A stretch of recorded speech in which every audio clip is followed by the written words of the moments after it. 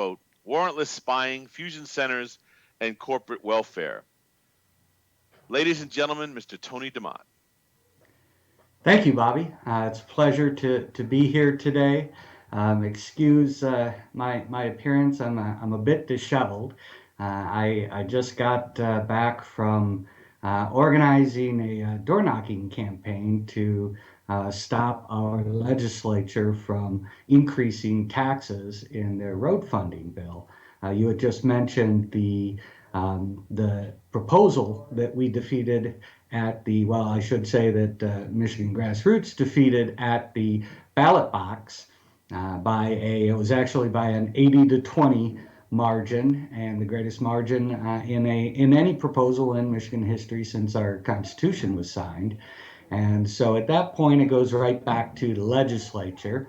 And of course, they want to increase our taxes more. So we're not going to take it sitting down. So we have been organizing teams all across the state to get out and collect petition signatures on our responsible road funding petition. And this is really the best way to win. When we fought that road proposal, it was, I believe, around 10 million that the Yes campaign put into it, and around 300,000 that the combined groups opposing it put into it on the other side. But the real difference there was we had an actual grassroots campaign, and people were out knocking doors. People were creating homemade signs saying, Prop 1 is a money grab, vote no on Prop 1, all those kind of things. And so we really mounted a serious grassroots effort to defeat it. And that's the crux of how you're going to win in politics today. You have to be willing to get out of your comfort zone. If you're not willing to get out of your comfort zone, you're probably not going to be doing what's necessary to win. And part of that is leading. And so for all of the folks that are at this conference today, and it shows something that you're willing to spend some time on a Saturday to listen to folks like me and other great activists talk about this stuff. For all you folks, that is the primary thing that you need to do starting immediately, is you need to lead. There are so many people out there that are waiting for somebody to come and lead, and it's not that hard. I'll give you a little bit of my background. When I first started with Campaign for Liberty, and I guess I can say that that is likely the point at which I started transitioning into a leader. Before that, I was just kind of keeping my mouth shut and learning from other people. But when I first got involved with Campaign for Liberty, I was just some guy that was fed up and wanted to see liberty restored and was tired of what was going on. So I called a few people and had a meeting, and we started brainstorming on what we could do to have an effect. And quite frankly, in those early days, a lot of the things we did weren't that effective, but we still put ourselves out there and we started learning. At some point, somebody thought I was doing something right, and they asked me to be a county coordinator for Campaign for Liberty. At that point, I started realizing that there was a lot more learning that needed to be done. And long story short, somebody thought I did something right there, asked me to be a regional coordinator, and then at some point they asked me to be a state coordinator. So the moral of that story is not really to just toot my own horn. The moral of that story is to let you know that you don't have to have a political science education. You don't have to have years of experience to start doing something. What you do need is you need the will and the drive to get out of your comfort zone and go do it, to knock on some neighbors' doors, to call some people, to organize a meeting. And once you've got that will and the drive, you can find the education. For instance, in my experience, my education through Campaign for Liberty and through another organization that I now teach for. I'm a trainer for this organization, Foundation for Applied Conservative Leadership. Through those organizations, I was able to acquire the knowledge that was necessary to win. And now I wish I could give you all of that right now in the 15 minutes time span that I have to speak to you, but quite frankly, it's not possible. Our beginner level class is a full 1 day class, 8 hours worth of training that goes through the real nature of politics. It goes through how to organize the grassroots, how to work in the Capitol, how to be a leader, how to tie it all together. Because if you're not connecting the legislative season to the election season, quite frankly, you are not doing it right. Most of the political class today will go to great lengths to stop you from connecting the legislative season to the election season. They do not want their behavior in the legislative season brought up in the election season. So there's your first lesson: is your job is to connect the legislative season to the election season. And it's not nearly as hard as you think. You have to, of course, watch politicians. You have to um, track their record. And then when the time comes for elections,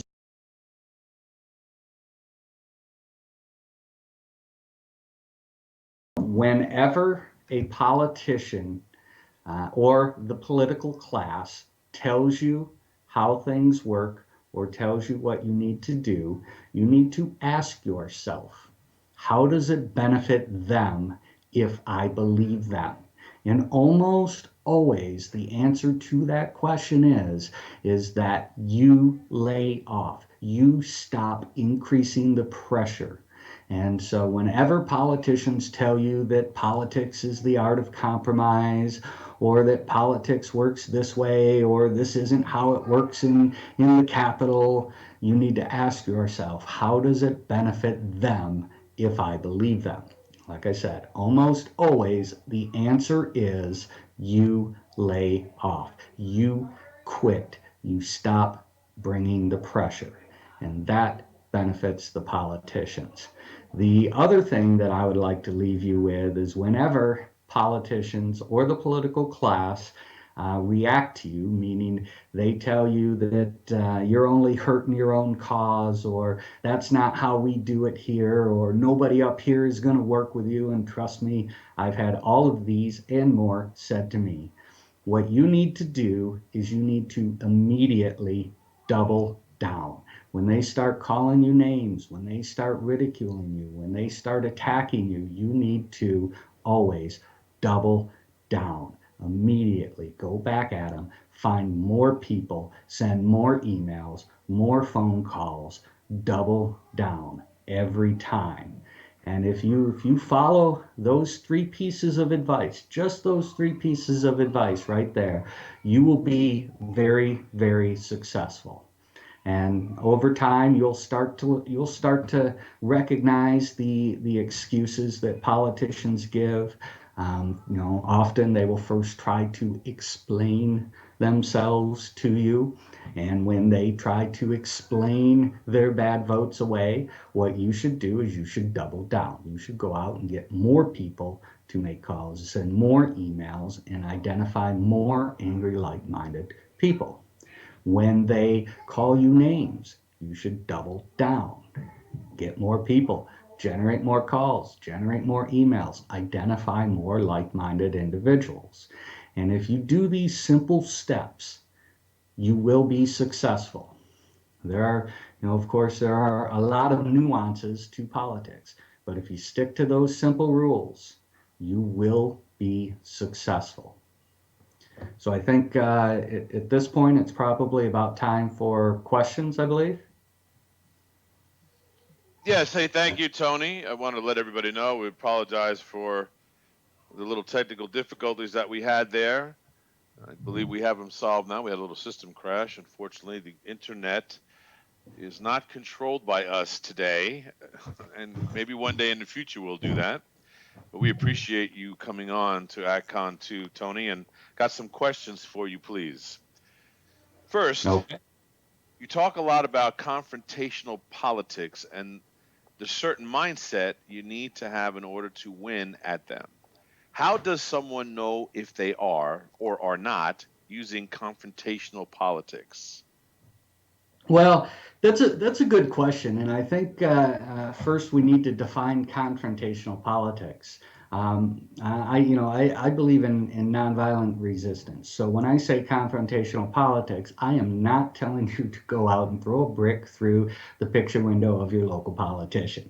That is not what I'm talking about. What I'm talking about with confrontational politics is I'm talking about challenging the structures with which these people who are stealing our liberty are supported. So I'll give you a great example here in Michigan. The right now the Republican Party has control of every apparatus in Michigan politics: the House, the Senate, the governor, the Attorney General, the Secretary of State, and they are in one act after another stealing our liberties, increasing government, increasing the amount of taxation. They're just plain and simple growing government. And so, what do we do? And what is the confrontational approach to that? Well, quite frankly, we've organized hundreds and hundreds of people to become precinct delegates. Now, I know a lot of people don't have any confidence in the Republican Party, and so they say, well, those, I don't like what they're doing, so I'm not gonna do that. That's fine, I guess, if that's your choice, but that's confrontational politics. Through organizing for precinct delegates, we are taking over the structures which support these people. And we are now turning those structures to supporting good folks and supporting people who will decrease the size of government and who will protect our liberty. So that is the essence of confrontational politics. If you're practicing confrontational politics, that does not mean necessarily that you are the loudest guy in the room. In fact, standing in the back of the room and yelling obscenities at somebody up front is not even really very helpful. Sometimes the most confrontational person in the room is the quietest person in the room. I'll give you a good example. For you Ron Paul fans out there, you may know about a guy named Saul Anuzis. Saul Anuzis was the Michigan State Party chair during the 2008 Ron Paul campaign. He was the guy that came out on TV and demanded that Ron Paul be banned from the debates. Well, that angered us. And you're going to take a pot shot at our guy? We're coming back at you. So it took us some time to do the organizing, and we didn't do anything right away. But it turns out a couple years after he did that, we had organized enough precinct delegates to get him thrown out. At the time that this happened, he had moved from state party chair to the national committeeman spot. And so in a convention, we had organized enough people to take over and beat him in convention and throw him out of his national committee spot. And that, in my mind, was pure retribution for taking a shot at our guy. And when that was happening, the time that was happening, when the convention fights were happening on the floor and in the district caucuses, I was standing against the wall, and I was silent and I was quiet. And he walked by me and he slapped me on the chest with a rolled up piece of paper and said, "The meanest man in Michigan." And so at that point, I wasn't saying a word. What had happened, though, was I had spent the time beforehand doing the necessary organizing so that my pieces were in place, so that our people were in place to accomplish what we wanted. And so at that point, I could just sit back and watch the handiwork. I did not need to be standing up there and yelling and screaming. So confrontational politics does not necessarily mean that you're just standing up in a room and calling somebody names. In my opinion, it means that you are working to actively take over the structures with which these people are supported. That was a long-winded answer. I hope that's a good answer for you. Great answer. Because of our little technical snafu. If you wouldn't mind, give me a couple of minutes summarization of your three steps to success, because it was missed a little bit earlier when you were offline. Okay, sure, sure. Well, the first thing is that you are not politically respected unless you are politically feared. And what do I mean by politically feared? I mean that you have built up big enough lists that you can actually cause somebody to lose their job over voting the wrong way on something you care about. And so, if you are not politically feared, you will not be politically respected. What does that mean? That means politicians do not fear somebody with a blog. Politicians do not fear Facebook warriors. Politicians do not fear somebody that shows up to meetings and just talks or yells or anything like that. What do politicians fear? Politicians fear organizers. Politicians fear people who are actively going out there and identifying and organizing people for their cause. So that's the first one. If you are not politically feared, you will not be politically respected. The next one was essentially to deal with the various ways that politicians try to throw you off, the various ways that politicians try to get you to quit. And so the rule for that is whenever a politician or a member of the political class tells you something or tries to tell you how politics works, you should ask yourself, how does it benefit them if I believe them? And what that means is uh, essentially, if you believe the politician, almost assuredly you will quit. You will lay off. You will stop doing what you're doing. And politicians don't try to get you to stop doing what you're doing unless you are being successful. So you will try to stop doing what you're doing. So to answer the question, how does it benefit them if I believe them? Almost always it benefits them by you quitting or giving up. And the next one was the double down principle. So, whenever a politician gives you an excuse, and trust me, politicians are full of excuses, they have all kinds of them. And there are a number of institutional excuses that are kind of passed down from politician to politician, like a rite of passage. And so, whenever they give you an excuse, you need to do one thing: double down. And that means go find more people to send emails and phone calls and generate more angry voters.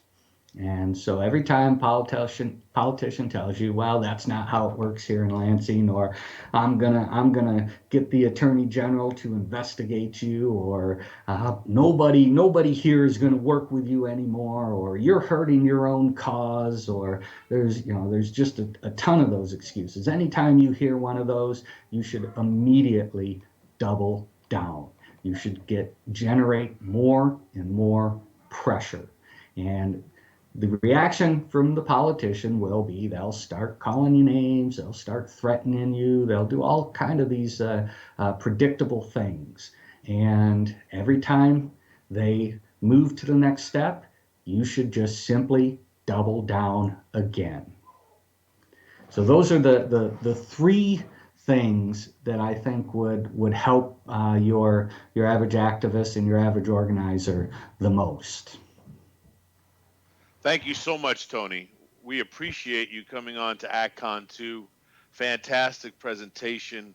I want to again congratulate you on your successes. I know that feels good because you're not just out there doing it for I don't money or somebody else's agenda. You're a true believer of the issues that you fight for. You walk and talk about it all the time. I know you personally. I've had the pleasure of meeting you, and I look forward to seeing you and working with you in the future. And thanks again for being on ACCON 2.